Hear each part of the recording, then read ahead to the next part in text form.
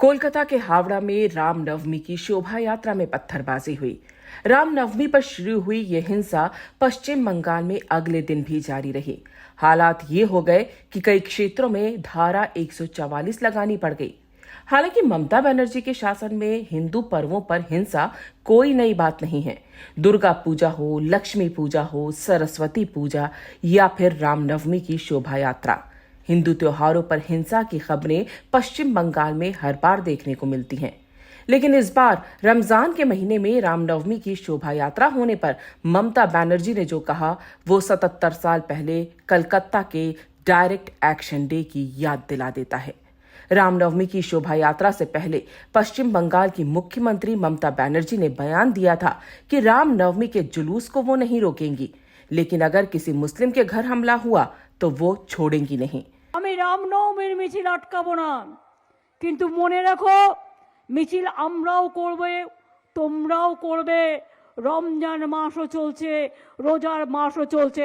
একটা মুসলিম এরিয়ায় গিয়ে হামলা করলে মনে রাখো তার বিরুদ্ধে আইনত পদক্ষেপ নেবে। पूर्वाग्रह से ग्रसित ममता बनर्जी के इस बयान के बाद रामनवमी की शोभा यात्रा निकली और उस पर मुस्लिम समुदाय ने पत्थरबाजी भी की। साफ था कि हिंसा किस समुदाय ने की।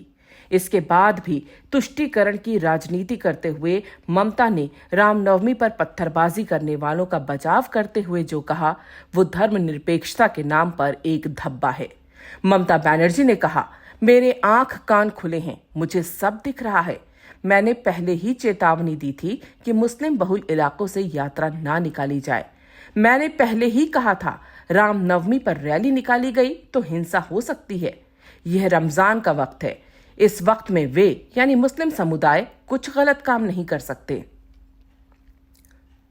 रमजान के वक्त गलत काम और उसमें भी हिंसा करने वाले समुदाय और उनको बचाने वाले सियासतदानों का इतिहास देखा जाए तो बंगाल में 77 साल में कुछ नहीं बदला है।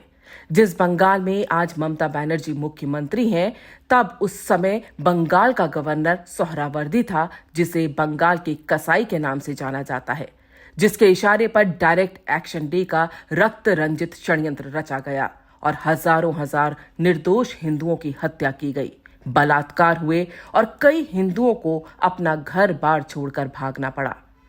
जैसे इस बार 30 मार्च 2023 को रमजान का 7वां दिन था, तब 16 अगस्त 1946 को रमजान के महीने का 17वां दिन था।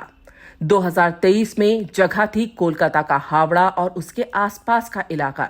वहीं 1946 में जगह थी कलकत्ता का ऑक्टरलोनी स्मारक। रमजान के पाक महीने में उस समय मैदान में 2 लाख रोजादार भूखे प्यासे मुसलमानों की भीड़ मुस्लिम लीग के अपने नेता सोहरावर्दी को सुनने इकट्ठा हुई थी। इकट्ठा हुए कलकत्ता के इन सब मुसलमानों के घर इससे ठीक पहले मुस्लिम लीग ने पर्चे भिजवाए थे, जिसमें लिखा था, तुम्हें याद रखना चाहिए कि रमजान के पाक महीने में ही आसमान से कुरान उतरी थी। रमजान के 17वें दिन अल्लाह की नेमत से हमारे पैगंबर ने अपने 313 मुसलमान साथियों के साथ बद्र की लड़ाई में बहुत सारे काफिरों पर पहली जीत हासिल की थी। यह जिहाद का आगाज था। ये वही रमजान का महीना है जिसमें सिर्फ 10,000 मुसलमानों ने मक्का पर फतह पाई और इस तरह इस्लाम की हुकूमत की नींव डाली थी। लेकिन बदकिस्मती है कि हिंदुस्तान में हम 10 करोड़ मुसलमान होने के बाद भी हिंदुओं और अंग्रेजों के गुलाम बन गए हैं। हम लोग अल्लाह के नाम पर उसी रमजान महीने में जिहाद शुरू करने जा रहे हैं। दुआ कीजिए कि हम मजबूत बने और काफिरों पर जीत हासिल करें। हम हिंदुस्तान में इस्लामी हुकूमत कायम करें और इस जिहाद के लिए कुर्बानी दें। इस जहरीले पर्चे को पढ़कर पहुंची 2 लाख जिहादियों की भीड़ को संबोधित करते हुए बंगाल के कसाई सोहरावर्दी ने माइक पर कहा, जाइए, आपके इफ्तार का वक्त हो रहा है। मैं ब्रिटिश फौज और पुलिस पर लगाम लगाने की हैसियत रखता हूं। पाकिस्तान बनाने के लिए आपके पास 24 घंटे हैं। इस दौरान जो चाहो वो कर लो। सोहरावर्दी के इस जहरीले भाषण को सुनकर कलकत्ता के मैदान से निकली भीड़ जिस भी सड़क से गुजरी वहां मौत की निशानियां छोड़ दी गई। सिर्फ 15 मिनट में 300 हिंदू मार दिए गए।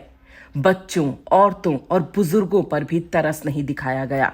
73% हिंदू समुदाय, 23% मुस्लिम समुदाय के सामने बेबस था। रमजान के महीने में 72 घंटे के अंदर करीब 6000 हिंदू मार दिए गए। डायरेक्ट एक्शन डे का दाग आज भी कोलकाता पर लगा है, लेकिन क्या हालात बदले हैं? कोलकाता में आज 76% आबादी वाले हिंदू समुदाय के त्योहारों पर 21% मुस्लिम समुदाय हिंसा करता है। हिंदुओं पर हो रहे अत्याचारों पर तब सोहरावर्दी के इशारे पर पुलिस तमाशबीन बनी थी। आज ममता बनर्जी की पुलिस तमाशा देखती है। बंगाल में तब भी तुष्टीकरण के नाम पर हिंदुओं पर अत्याचार होते थे।